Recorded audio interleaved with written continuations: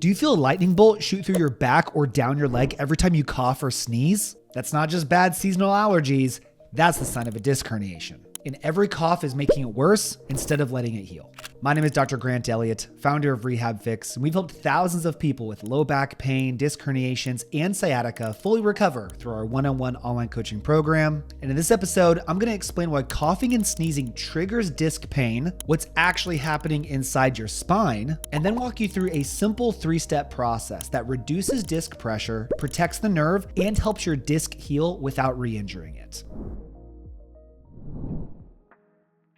So why does coughing or sneezing hurt way more than it should and cause that pain to shoot down your leg? I'm going to explain why and what mechanics are going on inside your body. So every time you cough or sneeze, two things are happening. One, you're typically rounding into a bent position combined with a rapid increase of pressure inside your abdomen, intra-abdominal pressure. So what's happening is, first off, bending forward tends to push the disc further back and hit the nerve or hit sensitive tissues. Also, while we're coughing or sneezing, the increase of pressure, it pushes against your spine and it transfers to the disc and it creates even more pressure, not the direction we want. So if a disc is already irritated, if it's already hitting a nerve, then bending and rapidly increasing that pressure, it's just pushing the disc further out quickly and causing that jolt of pain. Now, healthy discs can tolerate this pressure no problem, obviously. It's not like everybody feels back pain whenever they cough or sneeze. It's just a really common sign that a disc issue is going on. Now, some of you might be dealing with pain down the leg or numbness or tingling in the leg, foot, or toes, and this is associated with that as well, because as that disc pushes further, it's going to irritate the nerve root or directly pinch a nerve, and that's going to cause symptoms to go anywhere down the track of the sciatic nerve, which is a very common symptom. So don't freak out if you have pain or tension or numbness or tingling down your leg. It's related to the low back. So what do we need to do about it? Well, first we need to reduce inflammation around the disc, restore controlled spine movement, get pressure off the disc, and then temporarily protect the disc with a couple specific positions to allow it to fully heal. And we're going to cover those in these 3 steps.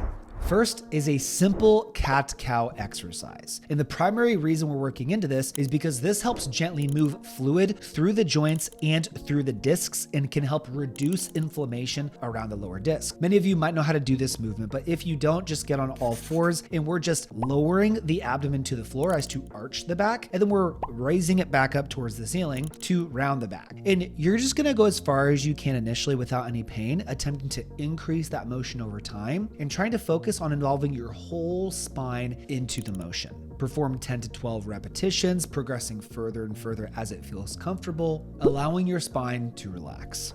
Hey, real quick, I know you're struggling with pain and obviously want to fix it. So if you just text me the word pain to 317-751-9509, I will send you my free back pain fix demo. Just text that number and you can fix your pain. Thank me later. Back to the show.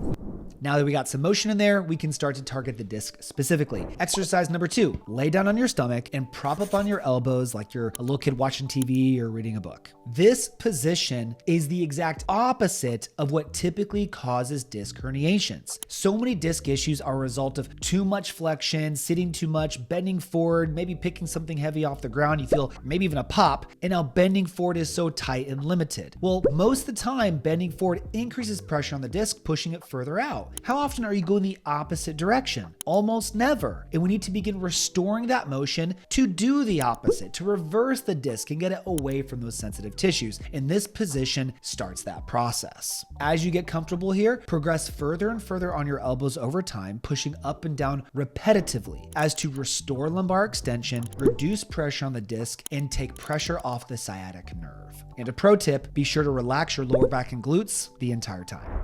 Now, the last one is simple. If you are re-aggravating your lower back in your leg over and over and over every time you cough or sneeze, we need to temporarily modify our movement to ensure that doesn't continue. Because you might be in a flared up state. Maybe you do have bad allergies and this is just flaring it up over and over. So if you do have to cough or sneeze, well, first, if you're in a seated position, it comes quickly, then arch your back, get in a straight position, put both hands on your desk, pull down. That's going to keep you in an upright position. It's going to keep your spine straight, and then brace while you're in that position and sneeze. This will prevent you from flexing forward aggressively into that more aggravating position, and it will help evenly distribute the pressure throughout your body instead of all of the force going directly back into your spine. Secondly, if you have a second longer, you can actually stand up, extend one leg back, get in a kind of lunge position, and then brace yourself on your desk. So you're in a more upright, lengthened posture. This helps reduce pressure even more during a cough or sneezing incident.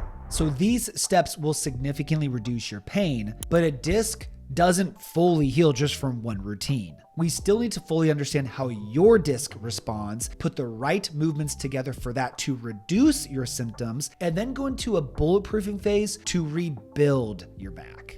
There's two key phases to fixing a disc. The reduce phase, meaning restoring the motion of your back, helping the disc reduce inflammation and to reduce your pain. And then the rebuild phase, where now we can load the disc, get you stronger, get you back to squatting and deadlifting and challenging your spine in many different ways. So based on your particular scenario and how your disc responds, your rebuild phase could contain very different movements than what we discussed today, as well as your rebuild phase. So if you'd like to remove the guesswork and get our full disc herniation solution in a personalized approach, then all you need to do is message me the word pain to 317-751-9509, and you can get a tailored step-by-step plan to permanently fix your back or sciatica issues following our centralization process. And our centralization process helps our clients on average see 37% reduction in symptoms in their first session, and others complete symptom relief in as little as 15 days. So just text me the word pain. And after you text me, please like the video, subscribe if you haven't already, follow me on Instagram at RehabFix for more free daily videos and insights into my life on what I'm doing for myself and our clients